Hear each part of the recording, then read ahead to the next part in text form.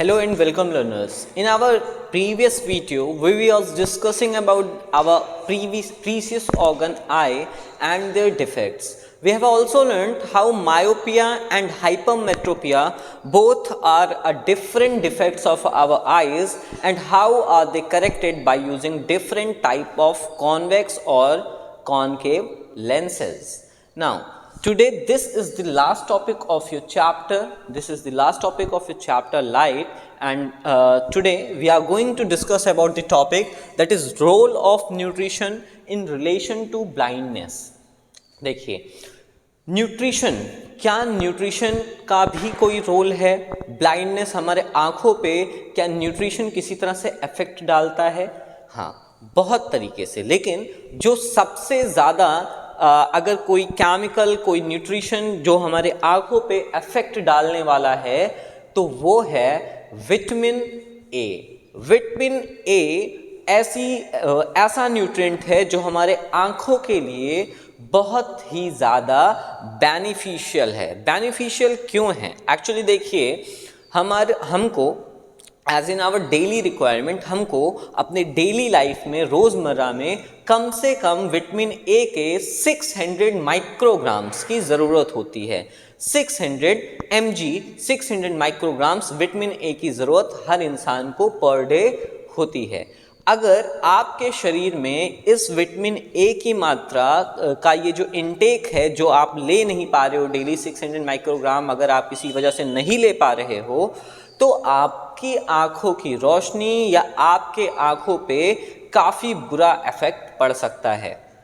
अगर vitamin A का किसी भी तरह से कमी हुआ, देखिए क्या लिखा है कि हमारा role of nutrition in relation to blindness, daily requirement क्या है? विटामिन ए का रिक्वायरमेंट है 600 mg, 600 माइक्रोग्राम एटलीस्ट हमको डेली चाहिए।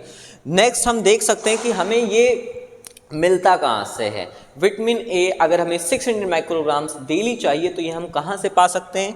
यह हम पा सकते हैं नॉर्मली अपने मिल्क से, चीज़ से, टोमेटो से, स्पिनच से, कैबेज से। इन सारी चीज़ों में भरपूर मात्रा में आपको विटामिन ए मिल जाएगा। सो अपने डाइट में इसको शामिल रखना बहुत ही ज़रूरी है। Coming to the next one कि क्या होगा अगर हमें इस विटामिन ए की मात्रा जो 600 माइक्रोग्राम है पर डेली रिक्वायरमेंट हमारा, अगर ये पूरा ना हो पाए और आपके बॉडी में धीरे धीरे करके विटामिन ए की मात्रा, विटामिन ए की क्वांटिटी कम होने लगे, ऐसे सिचुएशन में एक छोटी सी प्रॉब्लम हमारे आँख में, छोटी सी नहीं, ये आगे चल के बड़ी प्रॉब्लम भी हो सकती है। तो एक प्रॉब्लम आने लगती है, वो ये कि हमारी आँखें डिम लाइट में, जब लाइट कम हो तो डिम लाइट में बहुत ही अच्छे तरीके से देख नहीं सकती है, और इसी डिजीज़ को हम लोग नाइट ब्लाइंडनेस कहते हैं। नाइट क्योंकि रात, और ब्लाइंडनेस मतलब देख ना सकना।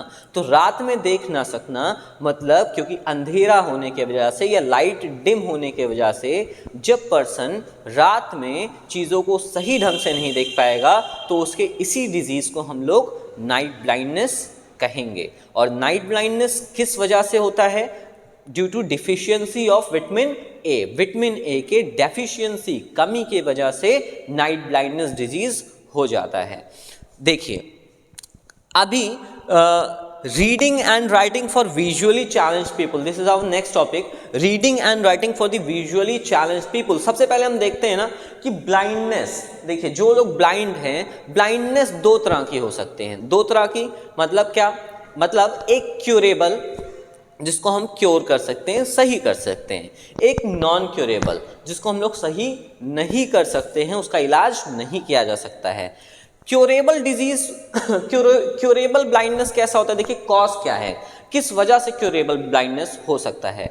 अगर आपको पता है हमारे आँख के सबसे ऊपर जो ट्रांसपेरेंट बल्जिंग पार्ट है, जो बाहर की तरफ निकला हुआ पार्ट है, ट्रांसपेरेंट बल्जिंग पार्ट है, उसको हम लोग क्या कहते हैं? उसको हम लोग कहते हैं कॉर्निया। ओके, अगर ये कॉर्निया ओपेक हो जाए, क्योंकि ट्रांसपेरेंट है तो लाइट एंटर कर रहा है, बट कुछ प्रोटीन्स के जमा होने के, कुछ कैल्शियम वगैरह के जमा होने के वजह से ये वाइटिश या मिल्किश कलर में हो जाता है और ओपेक हो जाता है, तो जब ओपेक हो जाएगा तो क्या लाइट अंदर एंटर कर पाएगी? नहीं कर पाएगी। तो अगर लाइट अंदर एंटर नहीं कर पाएगी तो क्या हम देख पाएंगे कोई भी चीज़? अब ऑब्वियस सी बात है, नहीं देख पाएंगे। तो जिससे हमें पता चलता है कि अगर हमारा कॉर्निया ओपेक हो जा रहा है तो हमें क्यूरेबल ब्लाइंडनेस है। क्यों क्यूरेबल ब्लाइंडनेस कह रहे हैं, अभी बताते हैं आपको। फिर दूसरा रीज़न क्यूरेबल ब्लाइंडनेस कैसे हो सकता है? दूसरा रीज़न ये कि जिस तरह हमारा कॉर्निया ट्रांसपेरेंट से ओपेक हो गया था, उसी तरह आपको पता है ना, प्यूपिल के बाद का क्या होता है? हमारा आई लेंस होता है। अगर वो आई लेंस के ऊपर भी अगर एक वाइटिश या मिल्क लेयर जमा हो जा रहा है और वो भी ओपेक हो जा रहा है तो लाइट कॉर्निया के अंदर तो एंटर करेगी, प्यूपिल के अंदर भी एंटर करेगी, लेकिन लेंस के थ्रू अंदर रेटिना पे इमेज फॉर्मेशन के लिए नहीं जा पाएगा, है ना। तो ऐसे कंडीशन में भी कोई इमेज फॉर्मेशन नहीं होगा और हमें दिखाई नहीं देगा। तो हम इसको क्योरेबल ब्लाइंडनेस क्यों बोल रहे हैं? देखिएगा, क्योरेबल मतलब इसका इलाज कर सकते हैं। इसको क्योरेबल ब्लाइंडनेस इस वजह से बोला जा रहा है क्योंकि वो कॉर्निया जो ओपेक हो चुका था, जब हम बात करते हैं कि आई ट्रांसप्लांटेशन की, कि आंख ट्रांसप्लांट करना है, बदलना है किसी का, तो एक्चुअली हम पूरे आई बॉल के ट्रांसप्लांटेशन की बात अक्सर नहीं कर रहे होते हैं, हम इसी कॉर्निया के ट्रांसप्लांटेशन की बात कर रहे होते हैं कि कॉर्निया बदलना है। तो किसी हेल्दी डोनर से, किसी हेल्दी आइज से, चाहे वो मर रहा हो, कई बार ऐसा होता है ना, लोग जब डेथ होते हैं तो वो अपना ऑर्गन डोनेशन के लिए साइन करके जाते हैं ताकि उनके मर्जी से उनके ऑर्गन्स को किसी दूसरे में लगाया जा सके। और ये एक बहुत ही अच्छा नेक काम भी है कि अगर हमारे ऑर्गन्स हमारे मरने के बाद किसी और के काम, किसी और को जीवन दे रहे हैं तो ये हमारे लिए काफ़ी अच्छी बात होगी। तो कई लोग अपने ऑर्गन्स को डोनेट करते हैं। तो अगर किसी का कॉर्निया ओपेक हो चुका है और उसको किसी ऐसे डोनर से एक हेल्दी कॉर्निया मिल जाता है तो डॉक्टर्स उस कॉर्निया को रिप्लेस कर देते हैं, ट्रांसप्लांट कर देते हैं, और कॉर्निया वापस से ठीक हो गया तो वो पर्सन फिर से देख सकता है। ये पहला केस है, इसलिए क्यूरेबल है, हम इसको सही कर सकते हैं। दूसरा केस था कि जब आई लेंस ओपेक हो जाए, तो आई लेंस अगर ओपेक हो जाता है तो इसके लिए किसी हेल्दी डोनर वगैरह की ज़रूरत नहीं, हम एक आर्टिफिशियल लेंस लगा सकते हैं आँखों में, और आर्टिफिशियल लेंस लगा के हम वापस से आँखों की रोशनी पा सकते हैं। इस वजह से इन दोनों कॉसेस को हमने क्यूरेबल डिजीज़, क्यूरेबल ब्लाइंडनेस में रखा है कि इसको ठीक किया जा सकता है। नॉन क्यूरेबल ब्लाइंडनेस की तरफ अगर आएँ, ऐसा ब्लाइंडनेस जिसको ठीक नहीं किया जा सकता है, तो अगर हम नॉन क्यूरेबल ब्लाइंडनेस की तरफ आते हैं तो हमें दिखाई देगा कि अगर image formed on retina can not be transmitted to the brain. अब यहाँ पर देखिए, आपका कॉर्निया ठीक है, ट्रांसपेरेंट है, लाइट एंटर कर रही है, आपका आई लेंस भी ठीक है, ओपेक नहीं है, वो भी ट्रांसपेरेंट है, उसके थ्रू भी लाइट एंटर कर रही है, और रेटिना पे इमेज बन भी रहा है, रेटिना पे इमेज का फॉर्मेशन भी हो रहा है, लेकिन वो जो ऑप्टिकल इमेज है जो हमारे रेटिना पे बना, वो ऑप्टिकल इम्पल्स मतलब कि हमारे ब्रेन तक, नर्वस सिस्टम तक पहुंच नहीं पा रहा है सही ढंग से। तो जब हमारे ब्रेन तक नहीं पहुंच पाएगा, हमारा ब्रेन परसीव नहीं कर पाएगा, तो ऐसे केस में हमें जो ब्लाइंडनेस होगा, उस पर्सन को जो ब्लाइंडनेस होगा, वो ब्लाइंडनेस नॉन क्यूरेबल होगा, कि उसको ठीक नहीं किया जा सकता है। कब? जब रेटिना पे बनने वाला इमेज ब्रेन तक ट्रांसमिट ना हो पाए। तो ऐसे ब्लाइंडनेस को हम लोग नॉन क्यूरेबल ब्लाइंडनेस कहेंगे कि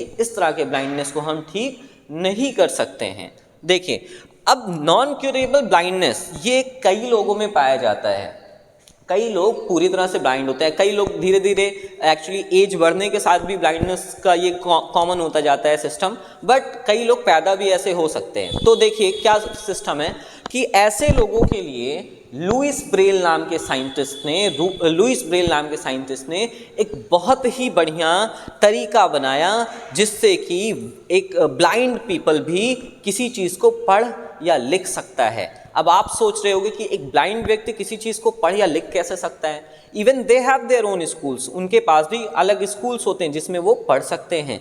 तो क्या होता है, लुइस ब्रेल ने क्या किया? एक्चुअली लुइस ब्रेल ने 1820 में developed rectangular array of raised dots, मतलब इस तरह से ये एक रेक्टेंगुलर एरे बनाया और इसमें रेस्ड डॉट्स, जैसे ये देखिए, ये ऐसे डॉट्स इस पे उभरे हुए हैं, तो यहाँ पर ये जो लिखा है वो टच करेंगे ऐसे, टच करके फील करेंगे कागज पे, वो उभरा हुआ रहेगा, तो टच करके फील करेंगे। तो अगर देखा उन्होंने कि एक बॉक्स में से एक ये रेस्ड डॉट है, तो इसका मतलब वो समझ जाएंगे कि ये क्या है, ये ए है। इसी तरह से ए टू जेड और अलग अलग लेटर्स या कुछ छोटे छोटे शब्दों के लिए भी अलग अलग क्या बना है, ब्रेल सेल बना है। तो इसी को, यही जो आप एक rectangular array of the raised dot देख रहे हो, इसी को हम लोग बोलते हैं ब्रेल सेल। क्या बोलते हैं इसी को हम लोग? ब्रेल सेल बोलते हैं। This is braille cell. तो इस तरह से हमें समझ में आता है कि किस तरह से जो ऐसे डिजीज, जो इस तरह से लोग पीड़ित हैं, जो नॉन क्यूरेबल ब्लाइंडनेस से लोग ग्रसित हैं, वो लोग भी किस तरह से रीडिंग और राइटिंग कर सकते हैं। So that's all for our chapter. We have finished our chapter light right now. I hope you do not have any confusions. If you have any confusion, feel free to ask me. And your test will be going to happen soon. So please revise this chapter as soon as possible. We will meet again in our next video. Till then, be safe, take care, and thank you.